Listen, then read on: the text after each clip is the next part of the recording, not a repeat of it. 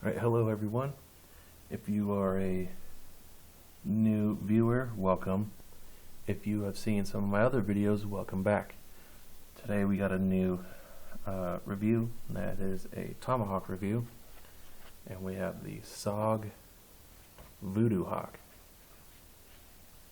Alright, it's in its sheath for a reason, because we're going to talk about its sheath first.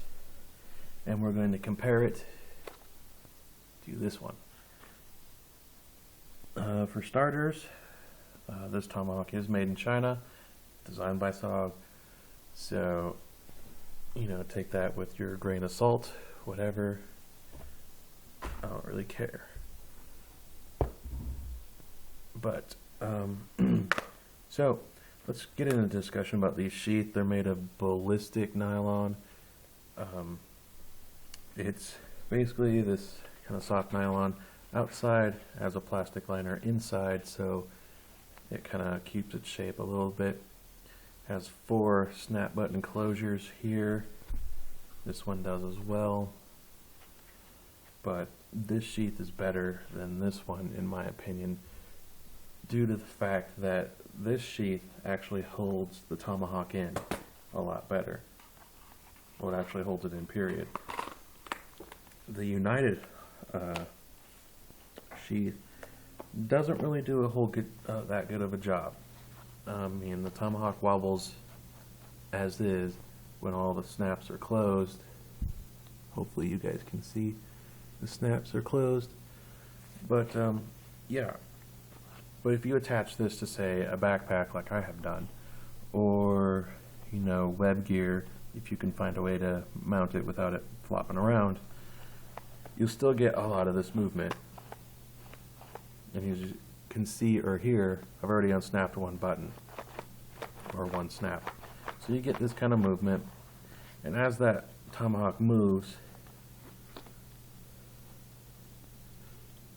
you can see right there, that is the point of the beard. And if this snap comes undone, like it just did easily, now we got a whole lot of movement. And now you got that. Yeah, that's no fun. That'll tear up your bed when you're, you know, you just come home, you throw your backpack on your bed, rips up your sheets, it'll rip up your couch. If it's mounted on the side, it'll rip up your elbow, the sleeve of your t-shirt. What I'm getting at is it's no fun. And it doesn't really do its job a whole lot. On the back, this looks like it's MOLLE compatible, but it's not. Again, watch my review of that. This is better because it actually holds the Tomahawk in. There's very little movement. I mean, you kind of expect there to be some movement, but it's not going anywhere. Also, these snaps actually snap closed and stay closed. They're very stiff and they're very hard to open at first. And even when I do open all of them, I'm still not going to lose my Tomahawk because it's held in place by the strap around the handle. So it has redundancy built in, which is good. It has a belt loop on the other side. But what they did that's better than the United Cutlery sheath is they fastened it with eyelets and not rivets. The reason that's important is I can use 550 cord and use that to mount it to whatever. If I want to use it for my belt, I can make it kind of a dangler kind of situation where I can have a loop be all loose and just feed my belt through the loop and then it kind of just dangles. Or I can mount it to web gear, which I have done. I mounted this to the back of my plate carrier and it seemed really, really solid. The sheath was not flopping. It did not have any up and down movement. So that's good. I like the sheath. I would like it more if it was Kydex, but hey, you know, what can you do? Let's move on to the Tomahawk. Now that I'm 5 minutes in, the overall length of this Tomahawk is 12.5 inches from top to bottom. The blade length is 3.5 inches, so about your standard, folder blade length. That's about the same as this. The overall weight is 28.5 ounces. That's actually a very stout 28.5 ounces. The blade steel is 3CR13. The handle is a glass reinforced nylon handle. We've seen that before.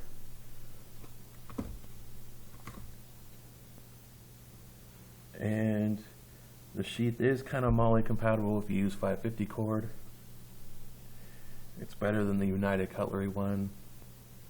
Also, this SOG Hawk has a lifetime warranty from SOG.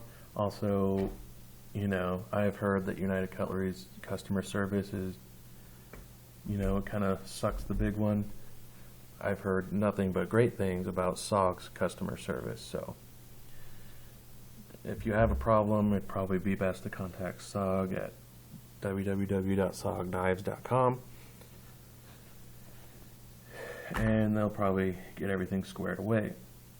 The price tag on this, it depends on where you go, but from what I see, I think anywhere from $40 to $45 is a fair price for this. And we got this from Amazon, so I like that.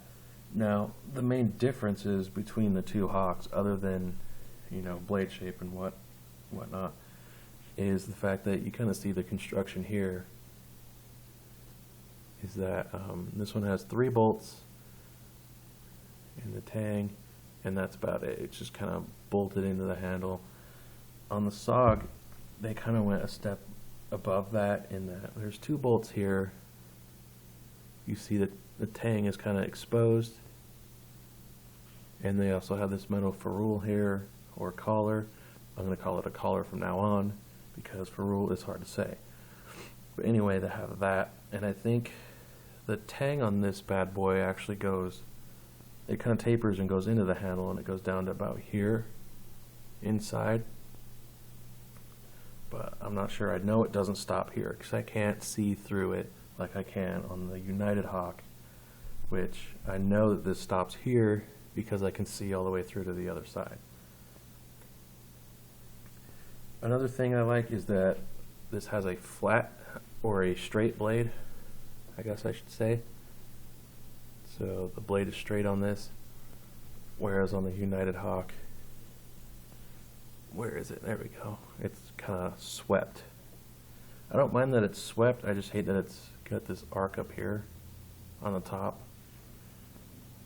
Also, that was done by me. That didn't come. That's not stock. Also, spike differences. This one is very symmetrical kind of design, as you can see. It's very flat, very smooth. Whereas this one is more, I guess, asymmetrical.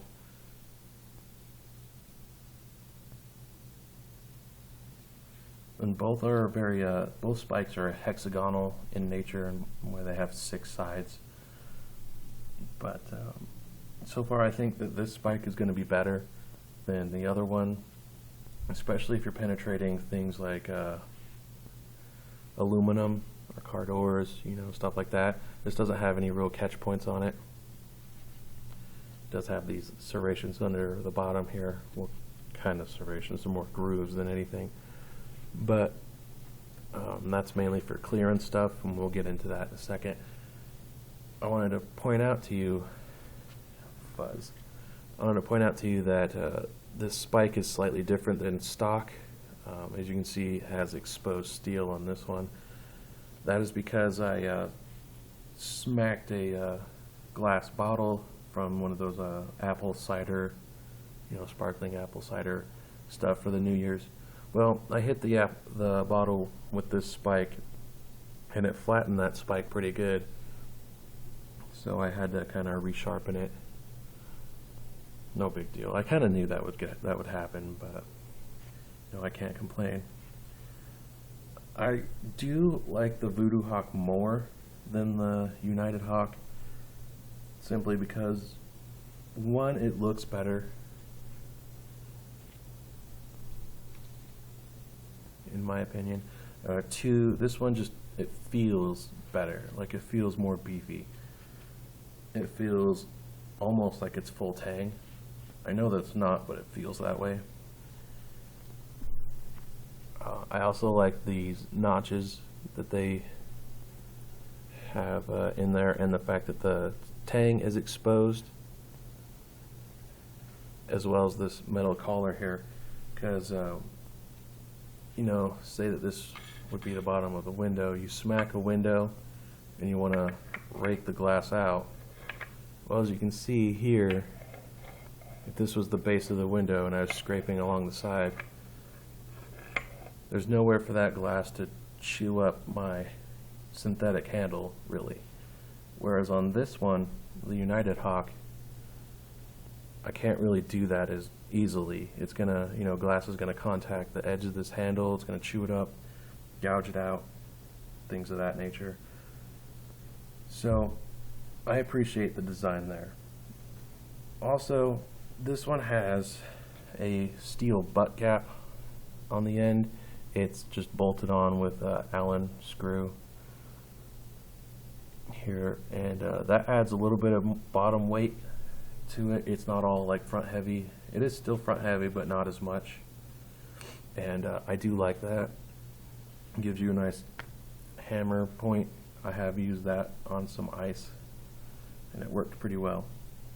I have also wrapped the handle here in paracord, black paracord. It's simply because the handle, the way it comes, is just kind of thin and small, and I have big hands, so it kind of felt weird. So that's why I did that. Now, as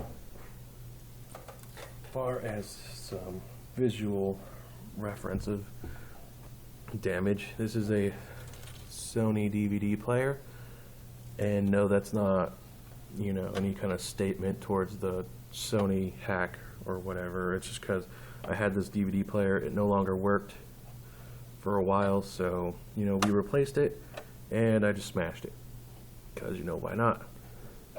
Anyway, this group is the Voodoo Hawk, and this is the United Hawk here. Looking at these holes and looking at how big they are and the depth of penetration, you would say, oh, the M48 performed better.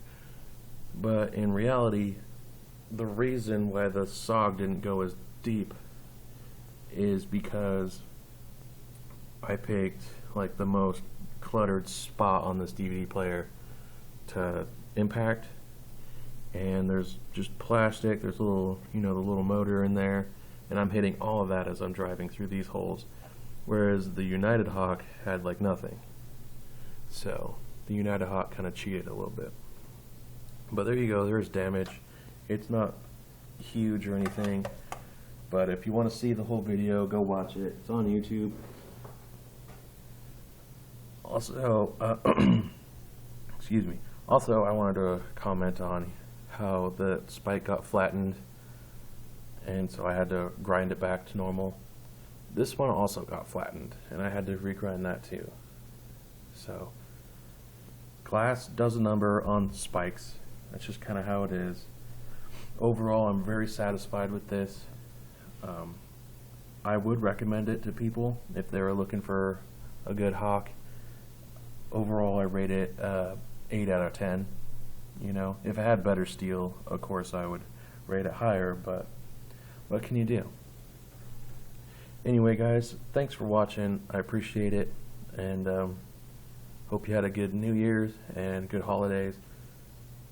Peace out.